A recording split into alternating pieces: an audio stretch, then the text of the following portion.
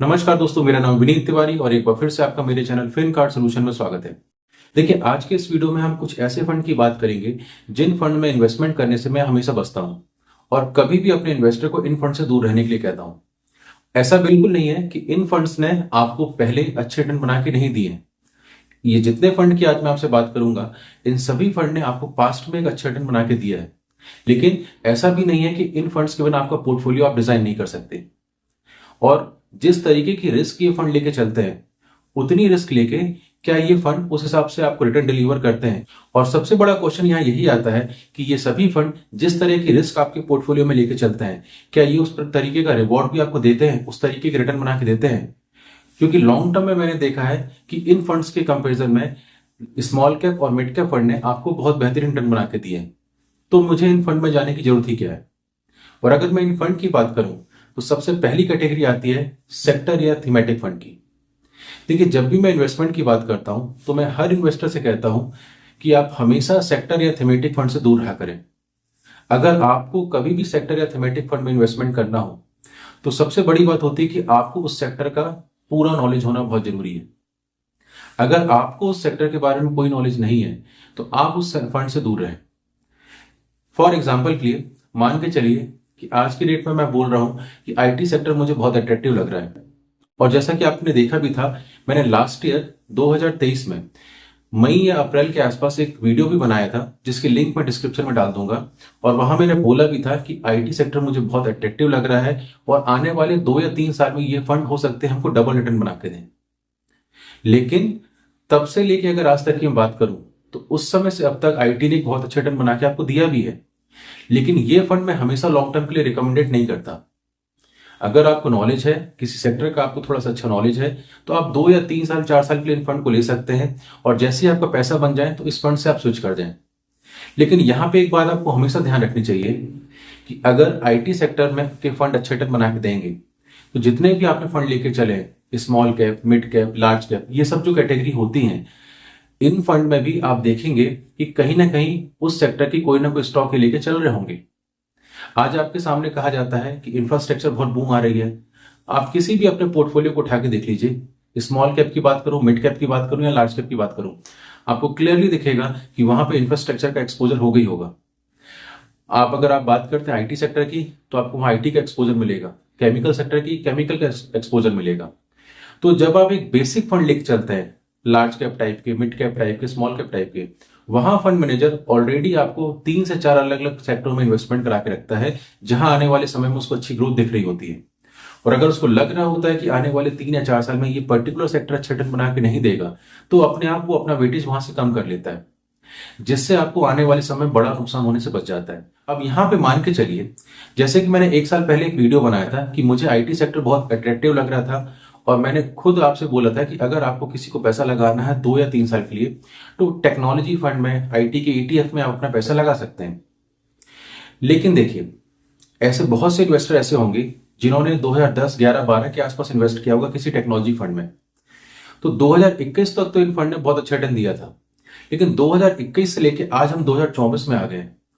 नवंबर 2021 से लेके फरवरी 2024 के बीच में मार्केट ने एक बहुत बढ़िया रिटर्न आपको बना के दिया, लेकिन आईटी सेक्टर ने उतना अच्छा रिटर्न बना के नहीं दिया। कुछ फंड तो अगर अभी भी हम देखें तो अपने पीक से थोड़ा सा निगेटिव रिटर्न आपको दिखाई दे रहे होंगे। अगर आपका इन्वेस्टमेंट अक्टूबर नवंबर 2021 के आसपास का होगा तो आज आपको दिख रहा होगा कि आपका अभी भी हो सकता है थोड़ा बहुत आपको नेगेटिव रिटर्न दिख रहा होगा आपके पोर्टफोलियो में। तो एक सबसे बड़ा रीजन था कि अगर आपने 2010 से किसी टेक्नोलॉजी फंड में इन्वेस्टमेंट किया था और आपको रिक्वायरमेंट थी 2023 में पैसे निकालने की, हो सकता है इस फंड ने आपको अच्छे रिटर्न बना के दिया हो, लेकिन जब आपकी रिक्वायरमेंट थी उस समय ये फंड आपको अच्छे रिटर्न बना के नहीं दे रहा था। तो ये एक छोटा सा रीजन था, लेकिन ऐसे बहुत सारे रीजन रहते हैं जिसके कारण मैं हमेशा आपको मना करता हूं कि आप कभी भी सेक्टर या थीमेटिक फंड से दूर रहा करें, क्योंकि मुझे लगता है सेक्टर और थीमेटिक फंड एक बहुत ज्यादा रिस्की फंड रहते हैं। हाँ, अगर आपने बकायदा बहुत बड़ा पोर्टफोलियो बना चुका है, आपने एक अच्छा कॉर्पस जोड़ चुका है, आपके पास एक अच्छा पोर्टफोलियो है, तो आप चाहें तो 5 से 6% पैसा अपना किसी भी सेक्टर फंड में डाल सकते हैं 2 या 3 साल का टाइम होराइजन लेके, जिसको आप समय में बेच सकें और बार बार सेक्टर रोटेशन आप कर सकें। और अगर आपको सेक्टर की नॉलेज है तभी इन सेक्टर फंड में आप इन्वेस्ट करें, अदरवाइज मुझे नहीं लगता कि कभी भी आपको किसी भी सेक्टर फंड की रिक्वायरमेंट है। क्योंकि सेक्टर फंड जब तक सेक्टर अच्छा चल रहा है वो पैसा बना के देंगे, और जब सेक्टर चलना बंद हुआ तो ये कोई फंड आपको पैसा बना के नहीं देते। जैसे आज की डेट में थोड़ा बैंकिंग सेक्टर अच्छा नहीं चल रहा है, उतना अच्छा रिटर्न नहीं बना के दे रहे होंगे। आज की डेट में आपको दिख रहा होगा कि सब लोग इंफ्रास्ट्रक्चर सेक्टर की बात कर रहे हैं, लेकिन 2008, 9, 10 से लेकर 2013, 14, 15 तक आप देख लीजिए, इंफ्रास्ट्रक्चर फंड ने लगातार आपको नेगेटिव रिटर्न बना के भी दिया था। तो एक लंबा टाइम पीरियड था। तो इसलिए मैं बोलता हूं कि अगर कोई सेक्टर अच्छा परफॉर्म कर रहा होगा तो ऑलरेडी जो आपने फंड लिए हुए हैं उन फंड के पास उसका एक्सपोजर होगा, उस सेक्टर से रिलेटेड स्टॉक का एक्सपोजर होगा। तो इसलिए आपके फंड में कभी भी किसी भी सेक्टर फंड की रिक्वायरमेंट नहीं होती। तो इसलिए मैं बार बार कहता हूं कि आपके पोर्टफोलियो में सेक्टर फंड की रिक्वायरमेंट नहीं है, और अगर आपको सेक्टर फंड में इन्वेस्ट करना ही है तो अपने पोर्टफोलियो का 5 से 6% पैसा आप थोड़ा बहुत इन्वेस्ट कर सकते हैं। अब देखिए, एक क्वेश्चन इसमें और आ सकता है कि जब सेक्टर फंड आपको लगता है इतना इंपॉर्टेंट नहीं है तो एएमसी ये फंड्स क्यों लॉन्च करती है? भाई, एएमसी को अपनी कमाई करनी है, सीधी सी बात है। आपके पोर्टफोलियो में किसी एएमसी का लार्ज कैप भी है, मिड कैप भी, स्मॉल कैप भी है, अब उनको तो आपसे पैसा चाहिए। तो एएमसी तो लगातार नए नए फंड लॉन्च करेंगी, और वो नए नए फंड आपके सामने लेके आएंगी कि आप उसमें इन्वेस्ट करें, और लंबे समय के लिए आप इन्वेस्टमेंट करेंगे। तो ऐसा नहीं कि आपको रिटर्न बना के नहीं मिलता, लेकिन मैं हमेशा से बोलते आ रहा हूं सेक्टर फंड से दूर रहें। तो ये पहला फंड था जिससे मैं आपको हमेशा बोलता हूं कि आप सेक्टर फंड में इन्वेस्टमेंट करने से बचें। अब देखिए, मैं दूसरे फंड की बात करता हूं। देखिए, दूसरा जो फंड आता है जिसमें मैं हमेशा बोलता हूं कि अगर आपके पोर्टफोलियो में रिक्वायरमेंट है तभी आप इसमें इन्वेस्ट करें, अदरवाइज इसमें आप पैसा इन्वेस्ट ना करें। वो होता है न्यू फंड ऑफर, एनएफओ। आज की डेट में आपने देखा होगा कि बहुत सारी कंपनियां म्यूचुअल फंड इंडस्ट्री में आ रही हैं, जिसके कारण आपको बहुत सारे न्यू फंड ऑफर देखने को मिलते हैं। हर कंपनी अपना नया नया फंड लॉन्च कर रही है। तो ऐसे में मैं हमेशा आपको कहता आता हूं कि अगर आपके पोर्टफोलियो में रिक्वायरमेंट है तभी आप एनएफओ के थ्रू इन्वेस्ट करें, अदरवाइज आपको इन्वेस्टमेंट की जरूरत नहीं है। मान के चलिए आपके पोर्टफोलियो में 2 या 3 स्मॉल कैप फंड है, और वो पिछले 5 या 6 साल से आप लेके बैठे हुए हैं, और आपको दिख भी रहा है कि आपके पास जो स्मॉल कैप फंड है आपको एक बेहतरीन रिटर्न बना के दे रहे हैं। जब आपका फंड आपको एक अच्छा रिटर्न बना के दे रहा है, और अगर आपको कुछ नया पैसा इन्वेस्ट करना भी है तो आप उन्हीं फंड में इन्वेस्ट कर सकते हैं। एक ऐसे फंड में इन्वेस्ट क्यों करें जिसका कोई ट्रैक रिकॉर्ड आपको मालूम ही नहीं है। हाँ, कुछ एडवांटेज होते हैं न्यू फंड ऑफर के, एनएफओ के, कि जो फंड मैनेजर रहता है उसको वो पैसा एक साथ मार्केट में नहीं डालना रहता, उसको 5 से 6 महीने का टाइम रहता है। वो धीरे धीरे करके आपके पैसे को डिप्लॉय करेगा मार्केट में। लेकिन जिस फंड मैनेजर के बारे में आपको कोई आइडिया नहीं, जिसकी वो फंड कैसा परफॉर्म करेगा आपको ये भी नहीं मालूम फ्यूचर में, लेकिन आपको एक तो ये मालूम है कि जो आपके पास फंड है ऑलरेडी उसका 5 से 10 साल का ट्रैक रिकॉर्ड आपके पास है, पास्ट परफॉर्मेंस आपके पास है। तो जब आपके पास एक पहले से अच्छा फंड अवेलेबल है तो आप अपने पैसे को उन्हीं फंड में डिवाइड कर सकते हैं या इन्वेस्ट कर सकते हैं। नए फंड के पीछे भागने की कोई जरूरत नहीं। और जब मैं एनएफओ की बात करता हूं तो यहां एक चीज आपने और देखी होगी, पिछले दिनों आप देखिए लगातार बहुत सारे आपको इंडेक्स फंड के एनएफओ दिख रहे होंगे। Nifty 50 fund, Nifty next 50 fund का एनएफओ आ रहा होगा, निफ्टी के इंडेक्स का मिड के फंड का एनएफओ आ रहा होगा, स्मॉल कैप से रिलेटेड इंडेक्स फंड के एनएफओ आ रहे होंगे, मोमेंटम से रिलेटेड एनएफओ आ रहे होंगे, इंडेक्स के वैल्यू से रिलेटेड एनएफओ आ रहे होंगे। हर कंपनियां बहुत सारे इंडेक्स फंड के एनएफओ लगातार लॉन्च कर रही हैं। मैं हर कंपनी से केवल एक क्वेश्चन पूछना चाहता हूं, आप ये बताइए, जब आपको लग रहा है कि इंडेक्स फंड आपको एक अच्छा रिटर्न बना के देते हैं, तो 2008 से लेके 2020 का ऐसा टाइम पीरियड था, उस समय आपने ये सब फंड क्यों नहीं लेके आए? इतने सारे इंडेक्स फंड के एनएफओ आज जो आप लेके आ रहे हो, ये एनएफओ आपने 2008 से लेके 2020 के बीच में क्यों नहीं लेके आए?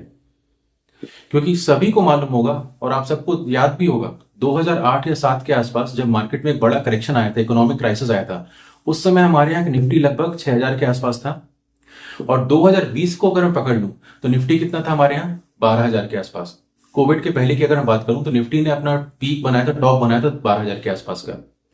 यानी 2008 से लेकर 2020 तक निफ्टी ने भले अच्छा रिटर्न बना के आपको नहीं दिया था, 12 साल में मात्र निफ्टी दुगना रिटर्न बना के दिया था, लेकिन बहुत सारे एक्टिव फंड थे, चाहे ब्लू चिप फंड की बात करूं, चाहे मिड कैप की बात करूं, चाहे स्मॉल कैप की बात करूं, इन सभी फंड ने आपको एक बेहतरीन रिटर्न बना के दिया था। लेकिन अगर मैं निफ्टी की बात करूंगा तो आपको दिख रहा होगा निफ्टी केवल 6000 से 12000 के आसपास पहुंचा था। यानी अगर आपने 1 लाख रुपए का लमसम इन्वेस्टमेंट कर भी दिया होता 2008 के आसपास निफ्टी में, तो उसकी वैल्यू लगभग 2020 में 2 लाख के आसपास होती। तो ये सबसे बड़ा रीजन था, क्योंकि उस दौरान 2008 से लेकर 2020 के बीच में, क्योंकि इंडेक्स उतना अच्छा रिटर्न बना के आपको नहीं दिया था, लेकिन स्टॉक बहुत अच्छा परफॉर्म करके दिए थे। और क्योंकि स्टॉक ने बहुत अच्छा रिटर्न बना के दिया था, जिसके कारण एक्टिव फंड के रिटर्न बहुत बढ़िया थे। तो उस दौरान आपको देखा होगा कि कोई भी इंडेक्स फंड उतना ज्यादा लॉन्च नहीं किया गया था। लेकिन आज की डेट में देख लीजिए, क्योंकि इंडेक्स बहुत अच्छे रिटर्न बना के दे रहा है। अगर कोविड से बात करूं तो आपका निफ्टी 7,000 से बढ़ के आज 22,000 के आसपास पहुंच चुका है। क्योंकि इंडेक्स में बहुत अच्छे रिटर्न बन रहे हैं इस समय, तो हर कंपनी अपने इंडेक्स फंड लॉन्च कर रही है, क्योंकि उनको आपसे इन्वेस्टमेंट चाहिए। वो कैसे भी करके जहां भी उनको दिख रहा होगा जहां से हम पैसा ले सकते हैं, वो फंड लॉन्च कर देगी और आपके पैसे को इन्वेस्ट कराएंगे। तो मुझे लगता है ये कंपनियों को भी सोचना चाहिए कि इतने एनएफओ लॉन्च करने की जगह वो कुछ अपने पोर्टफोलियो को छोटा रखें, फोकस करें कुछ फंड में और आने वाले समय में एक अच्छा रिटर्न बनाने की कोशिश करें, ना कि एक नए नए एनएफओ ला के इन्वेस्टर को कंफ्यूजन क्रिएट करें कि उसको इन्वेस्टमेंट कहां करना चाहिए। इतना इन्वेस्टर को कंफ्यूज करने की कोई जरूरत नहीं है। जैसे कि आज की डेट में आपको लग रहा है डिफेंस सेक्टर आपको अच्छा रिटर्न बना के दे रहा है, तो भाई डिफेंस सेक्टर अगर आपको अच्छा रिटर्न बना के दे रहा है तो आप किसी भी अच्छे फंड को उठा के देख लीजिए, आप देखेंगे वहां कोई ना कोई डिफेंस सेक्टर से रिलेटेड स्टॉक होगा ही होगा। तो ये एक सबसे बड़ा रीजन रहता है कि मैं कभी भी सेक्टर फंड या एनएफओ में इन्वेस्ट करने से बचता हूं। पर्सनली अपनी बात करता हूं, क्या मैंने कभी एनएफओ में इन्वेस्ट किया है? तो मैं देखिए, मैंने एनएफओ में पैसा लगाया है और 2 बार मैंने एनएफओ में इन्वेस्ट किया है। अगर मेरे फैमिली पोर्टफोलियो की मैं बात करूं तो एक समय आपको मालूम था जितने भी मल्टी कैप फंड थे वो सब फ्लेक्सी कैप कैटेगरी में जब कन्वर्ट हुए थे, क्योंकि मेरे को मल्टी कैप कैटेगरी में अपना इन्वेस्टमेंट जारी रखना था। तो ये एक सबसे बड़ा रीजन था। जब एचडीएफसी मल्टी कैप का एनएफओ आया था तो उसमें मैंने पैसा इन्वेस्ट किया था, और वो भी पैसा मैंने पूरा इन्वेस्ट नहीं किया था, मैंने 50% पैसा एनएफओ में डाल दिया था। और उसके बाद जब मार्केट गिरा था, हर गिरावट में मैंने इन्वेस्ट करते करते लगभग जब निफ्टी 17-18 हजार से गिर के लगभग 15,200 के आसपास आया था, तो मैंने 15,800 रुपए तक का, मुझे याद है कि 15,800 पॉइंट तक मैंने निफ्टी में उस समय इन्वेस्ट किया था मल्टी कैप में। तो मैंने पहला इन्वेस्टमेंट जो एनएफओ में किया था वो मुझे मल्टी कैप का याद है, जो मेरे फैमिली पोर्टफोलियो में था। और दूसरा जो एनएफओ का इन्वेस्टमेंट था, मेरे पोर्टफोलियो में बैलेंस एडवांटेज फंड था, जो कि बहुत पहले से इन्वेस्टेड था आईसीआईसी के फंड में। उस बैलेंस एडवांटेज की मेरे पोर्टफोलियो में रिक्वायरमेंट नहीं थी, तो उसी फंड को मैंने स्विच किया था आपके एनएफओ में, आईसीआईसी के फ्लेक्सी कैप फंड में। तो ये 2 एनएफओ थे। अब तक अगर मैं 2008 से बात कर रहा हूं, 2008 से मैं आज तक जो भी इन्वेस्टमेंट कर रहा हूं, और अगर अपने फैमिली पोर्टफोलियो की बात करता हूं, तो पूरे फैमिली पोर्टफोलियो में अगर मैं बात करूं तो केवल ये 2 एनएफओ थे जहां पे मैंने अभी इन्वेस्ट किया। तो क्योंकि मुझे रिक्वायरमेंट थी इसलिए मैंने वहां इन्वेस्ट किया था, अदरवाइज मैं इनमें इन्वेस्ट नहीं करता। तो कहना केवल इतना ही है कि पहले आप देखिए, अगर आपको जरूरत है तभी आप एनएफओ में इन्वेस्ट करें, अदरवाइज एनएफओ में इन्वेस्ट करने की कोई रिक्वायरमेंट नहीं है। और अभी रिसेंट टाइम में देखिए, एक मल्टी एसेट फंड का एनएफओ आया हुआ है, एचएसबीसी के मल्टी एसेट फंड का। अगर आपको लगता है कि आपके पोर्टफोलियो में रिक्वायरमेंट है मल्टी एसेट फंड की, आपको नीड है मल्टी एसेट फंड की, तो आप चाहें तो एचएसबीसी के मल्टी एसेट फंड में इन्वेस्ट कर सकते हैं। नहीं तो मार्केट में बहुत सारे पुराने फंड अवेलेबल हैं जिनका ट्रैक रिकॉर्ड आपके पास है, तो आप वहां पे इन्वेस्ट कर सकते हैं। ऐसा जरूरी नहीं है कि एनएफओ में इन्वेस्ट करेंगे तभी आपका पैसा बनेगा। देखिए, म्यूचुअल फंड में सिंपल सी बात है, म्यूचुअल फंड में पैसा बनता है आपके पेशेंस का, कितने लंबे समय के लिए आप इन्वेस्ट करके रख रहे हैं, बस। अगर आपके पास ऑलरेडी मल्टी एसेट फंड का कोई पहले से फंड है या मार्केट में कोई दूसरा अच्छा फंड आप लेके चलते हैं, तो आप वहां इन्वेस्ट करें। आने वाले समय में वो फंड भी आपको एक बेहतरीन रिटर्न बना के देगा। अब देखिए, मैं अपने तीसरे फंड की बात कर रहा हूं जहां पर्सनली मैं इन्वेस्ट करने से हमेशा मना करता हूं, और मेरा खुद का एक्सपोजर भी उस फंड में आपको नहीं मिलेगा। देखिए, अगर मैं इक्विटी फंड की बात कर रहा हूं, इक्विटी फंड में एक चीज तो आपको हमेशा ध्यान रखनी पड़ेगी, जो वॉलिटिलिटी की रिस्क रहती है, उतार चढ़ाव की रिस्क रहती है, उससे तो आप नहीं बच सकते। लेकिन मैं इक्विटी मार्केट को लेकर इतना बुलिश हूं कि आपने देखा होगा पिछले 40 से 45 सालों में जो 100 रुपए का सेंसेक्स आज 73,000 के आसपास का है, मुझे लगता है ये जो आपको 45 साल में ग्रोथ देखने को मिली है, 40 से 45 साल में आपने ग्रोथ देखी है, आने वाले 15 से 20 सालों में यही रिटर्न आपको बना के देगा। और उसका सबसे बड़ा रीजन है हमारे इंडिया की पॉपुलेशन। हमारे इंडिया की जो यंग पॉपुलेशन है, वो जिस तरीके से आज की डेट में स्टॉक मार्केट में इन्वेस्ट कर रही है, म्यूचुअल फंड में इन्वेस्ट कर रही है, जो पैसा आप लोग डाल रहे हैं, जो रिटेल पार्टिसिपेंट का पैसा म्यूचुअल फंड में आज की डेट में आ रहा है, ये बहुत बड़ा रीजन है कि मुझे लगता है कि पिछले 40 साल में जो ग्रोथ आई थी, वो ग्रोथ आने वाले समय में हम 15 से 20 साल में देखेंगे। हो सकता है कि आपको लग रहा होगा कि मैं बहुत बढ़ा चढ़ा के आपके सामने बात कर रहा हूं, लेकिन ये मेरा बिलीफ है। मुझे ऐसा लगता है कि जो पिछले 40 साल की ग्रोथ थी, वो हम आने वाले 20 साल में आप देखेंगे कि वही पैसा हम बनाएंगे, और आधे समय में हम वो बनाएंगे। और तो मुझे अपने इन्वेस्टमेंट में भरोसा है, मुझे अपने म्यूचुअल फंड्स में भरोसा है जहां मैंने इन्वेस्ट किया है। मुझे लगता है आने वाले 20 साल में मुझे वो ग्रोथ दिखाई देगी जो इंडिया ने पिछले 40 से 50 साल में देखी थी। और इसी भरोसे को मैं आप में देता हूं। जब भी मैं आपसे मिलता हूं तो यही भरोसा मैं आपको देने की कोशिश करता हूं कि आप इंडिया की इकोनॉमी में भरोसा करें, इंडिया की ग्रोथ स्टोरी में भरोसा करें। और आज भी अगर आपने म्यूचुअल फंड में इन्वेस्टमेंट नहीं किया है तो अभी भी कोई देर नहीं हुई है, कुछ भी देर नहीं हुई है। अभी ही आप अपने म्यूचुअल फंड के इन्वेस्टमेंट को चालू रखें और आप देखेंगे कि आने वाले 15 से 20 साल में जो हमारी इकोनॉमी ग्रोथ होगी, जो म्यूचुअल फंड इंडस्ट्री में ग्रोथ आएगी, हमारी इक्विटी मार्केट में ग्रोथ आएगी, यकीन मानिए कि जो पैसा पिछले 40 साल में आपको बना के दिया गया था वही पैसा आपको पिछले 20 साल में बना के दिया जाएगा। अब मैं अपने तीसरे फंड की बात करता हूं, जहां पे मैं अपना जीरो एक्सपोजर लेके चलता हूं और अपने क्लाइंट को भी वहां इन्वेस्टमेंट करने से मना करता हूं, और ये फंड है फोकस कैटेगरी के फंड। फोकस कैटेगरी के फंड का जब तक फंड साइज छोटा रहता है तब तक तो ये फंड अच्छा रिटर्न बना के देंगे, लेकिन जैसे जैसे इस फंड का साइज बढ़ेगा, फोकस कैटेगरी के फंड का साइज बढ़ता है, तो मेरा ऐसा मानना है कि ये फंड भी आपको as a large cap fund की तरह रिटर्न बना के देंगे, और लार्ज कैप से ज्यादा रिटर्न बना के नहीं दे सकते। क्योंकि जैसे जैसे फंड का साइज बढ़ेगा, फंड मैनेजर को ज्यादातर एक्सपोजर आपका लार्ज कैप में स्विच करना पड़ेगा, और जब आपका मैक्सिमम एक्सपोजर लार्ज कैप में रहेगा तो ये फंड भी आपको लगभग लार्ज कैप के बराबर ही रिटर्न बना के देंगे। और जब ये फंड आपको लार्ज कैप की तरह ही रिटर्न बना के दे रहा है तो उससे अच्छा है मैं लॉन्ग टर्म के लिए किसी ब्लू चिप फंड को ले लूं, या किसी लार्ज कैप फंड को ले लूं, या किसी फ्लेक्सी कैप फंड में स्विच कर जाऊं। बिना मतलब के फोकस कैटेगरी के फंड में इन्वेस्ट करने का कोई मतलब नहीं, ऐसा मेरा मानना है। हो सकता है कि आपको लग रहा होगा कि मैं गलत कह रहा हूँ, लेकिन ये मेरी सोच है, ये मेरा मानना है। तो ये तीसरा फंड था कि जहां मैं आपको हमेशा मना करता हूं कि आप इन्वेस्टमेंट करने से बचें। फोकस कैटेगरी के फंड ने पास्ट में आपको एक अच्छा रिटर्न बना के दिया है, लेकिन क्योंकि मेरा एनालिसिस अलग है, मुझे क्या लगता है आज मैं वो आपसे डिस्कस कर रहा हूं, और मुझे लगता है कि फ्यूचर में जैसे जैसे इनका फंड साइज बढ़ेगा तो हो सकता है ये फंड उतने अच्छे रिटर्न बना के ना दें। ये एक सबसे बड़ा रीजन रहता है जिसके कारण में फोकस की जगह, अगर आपको फोकस कैटेगरी में इन्वेस्ट करना ही है तो उसकी जगह मैं आपसे बोलता हूं कि आप किसी भी लार्ज के फंड में या फ्लेक्सी के फंड में इन्वेस्ट करें। वो फंड आपको इससे फ्यूचर में हो सकता है अच्छा रिटर्न बना के दें। तो मोटा मोटी देखा जाए तो ये 3 कैटेगरी है जहां पे मैं आपको इन्वेस्टमेंट करने से रोकता हूं, या मैं बोलता हूं आप अपनी नीड को देखें। अगर आपकी रिक्वायरमेंट है, आपको नीड है, तभी आप यहां इन्वेस्टमेंट करा करें। एनएफओ में तो आप अपनी रिक्वायरमेंट को हमेशा देखा करें कि आपको उस फंड की रिक्वायरमेंट है कि नहीं है। अगर आपको उस फंड की रिक्वायरमेंट है तो आप एनएफओ में इन्वेस्ट कर सकते हैं, कोई बुराई नहीं है।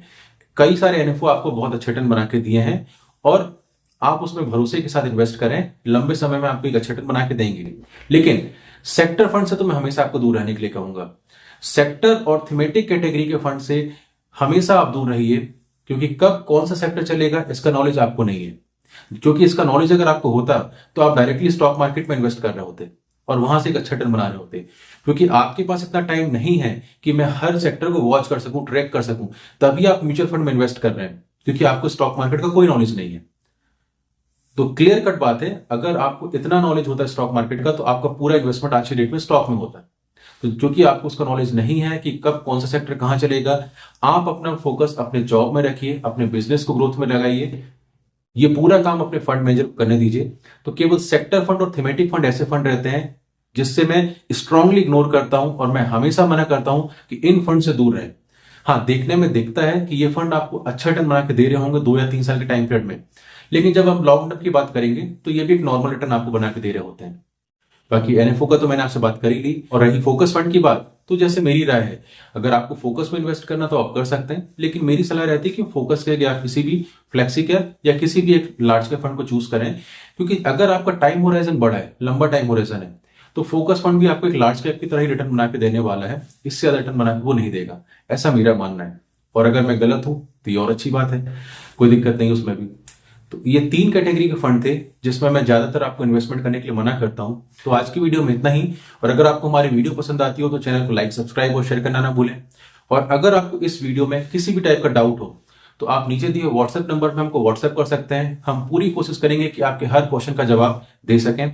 और इसके अलावा या तो आप हमें कमेंट करके क्वेश्चन कर सकते हैं, या तो नीचे दी हुई मेल आईडी में आप हमें मेल कर सकते हैं। हम पूरी कोशिश करेंगे कि आपके हर मेल का, हर व्हाट्सएप का जवाब दे सकें। एक बार फिर से, अगर आपको हमारी वीडियो पसंद आ रही हो तो प्लीज चैनल को लाइक, सब्सक्राइब और शेयर करना ना भूलें। तो मिलते हैं नेक्स्ट वीडियो में, तब तक के लिए जय हिंद, जय भारत।